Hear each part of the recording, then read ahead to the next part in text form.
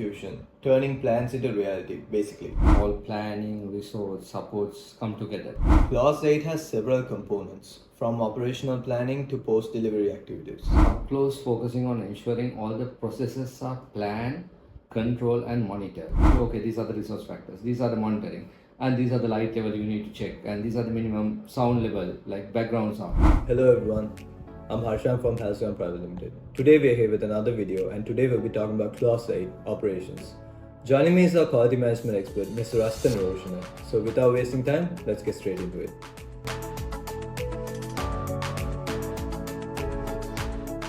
Hello Mr. Rasitha, it's nice to have you back with another video. Hope you're doing good. And without wasting time, let's get started. Thank you, Harshan. Thank you for having me here. It's a pleasure to discuss another dynamic ISO 9000 2015 clause today with you. Clause 8 is all about execution, turning plans into reality, basically.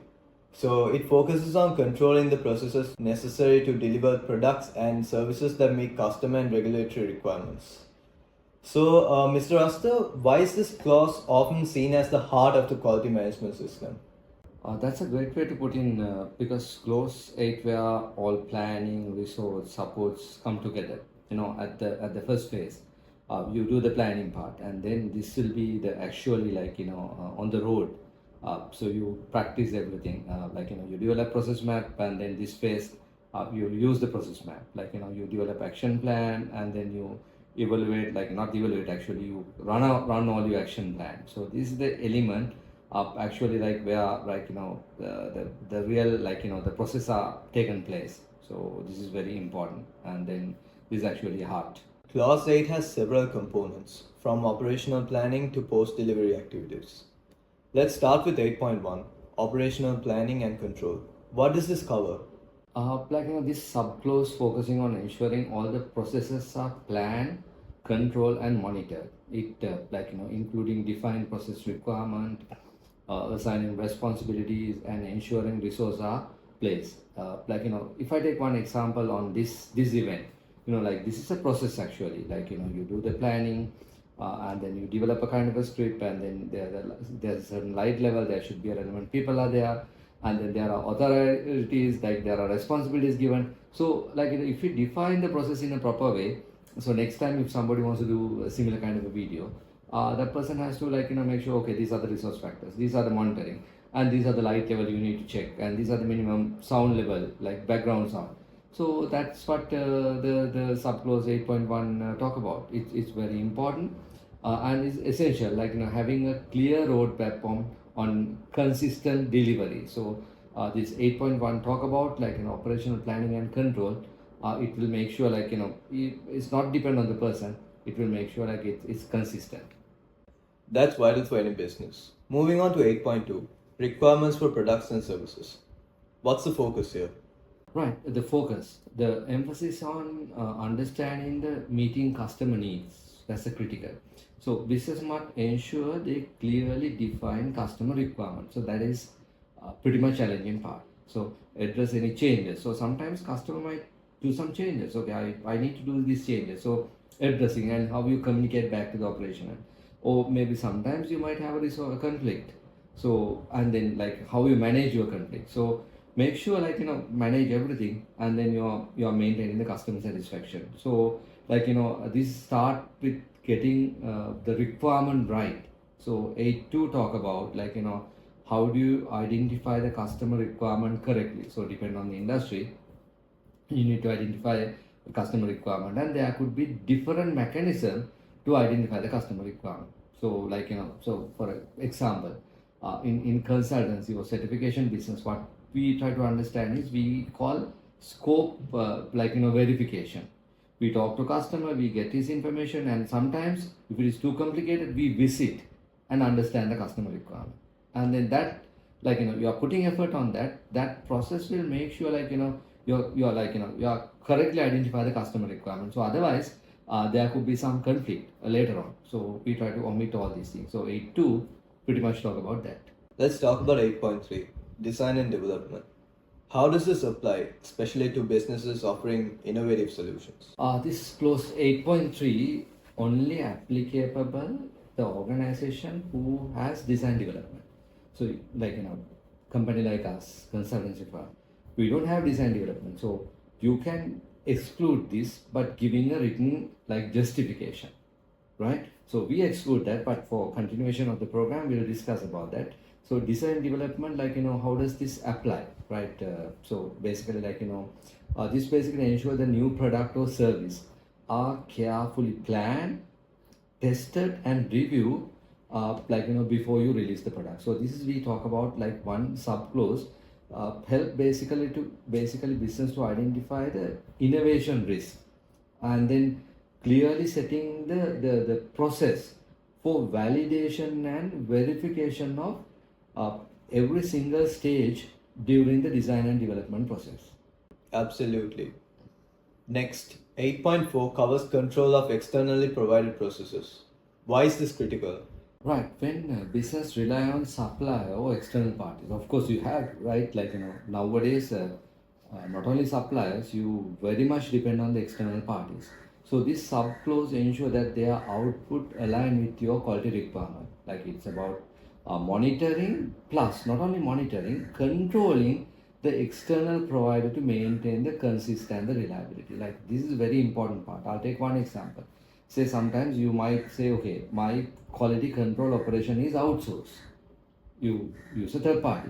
So then how do you make sure that outsourced quality control party is doing the correct job? So you can't just monitor, you have to control. So in this sub clause 8.4 will demand you to show them the evidence that you are controlling this outsourced activity. You might say, okay, this part of the work has been some painting work, you outsource.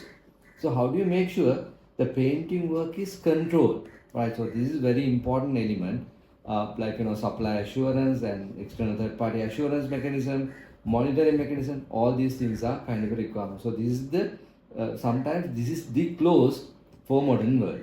That brings us to production and service provision. 8.5. What's the key takeaway here?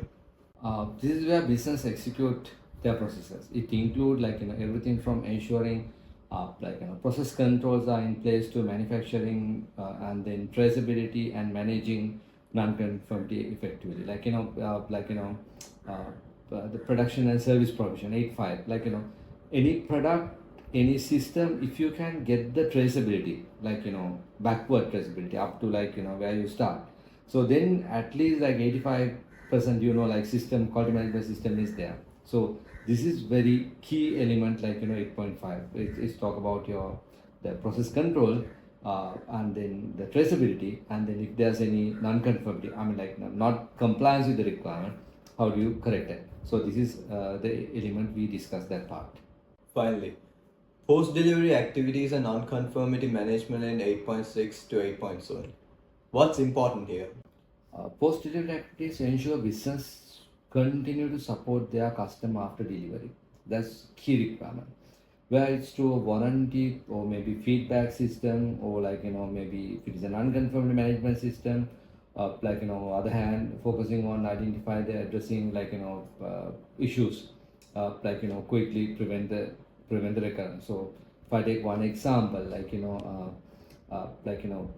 especially in the construction industry, they make sure they keep some sort of a amount remaining for a identified time period. We are basically look after the facility during this time, and these are the warranty. So these are kind of a key requirement, depend on the product or depend on the services. So this also this 8687 talk about the post delivery requirement. This is basically depend on the product and service. Can you share an example where Clause 8 helped a business transform its operations? Oh yeah, we work with a lot of industries, but I'll take one example with the logistic company. So one particular logistic company, they had a delays, customers are dissatisfied and all. So what they did was initially they identify the processes, and then when they identify the processes, they actually identify the gaps, this process you can improve like this. So when you document the process, implementation part, so they identify, okay, I can streamline this process, and then maybe proper route planning, and then proper communication system improving.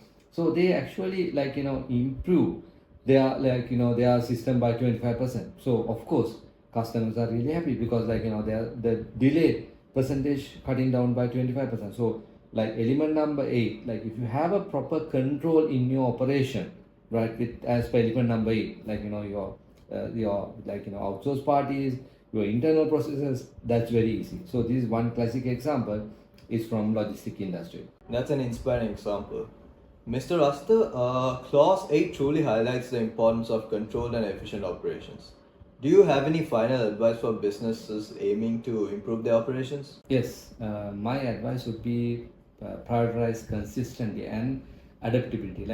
World is changing, so you have to make sure your processes are in line with the current practices. So element 8, if you have good monitoring system, whether your documented the system process are being practiced by the operational team, so that will basically help you a lot. And then same time, if there's any gap, you identify the risk factors and then you update, you review on element number 8. So then of course you can get a good customer feedback, customers will be happy, and then you can feel your processes are very smooth. That's what element number 8 is about. Thank you, Mr. Rasitha, for sharing your valuable insights today despite being busy. I'm pretty sure we learned a lot today. Thank you for your time, and we hope to see you in the next video. Thank you for having me here, Harshan. I think we discussed a lot about element 8. It's very crucial. On the PDCA cycle, we complete P, now we complete do. Thank you.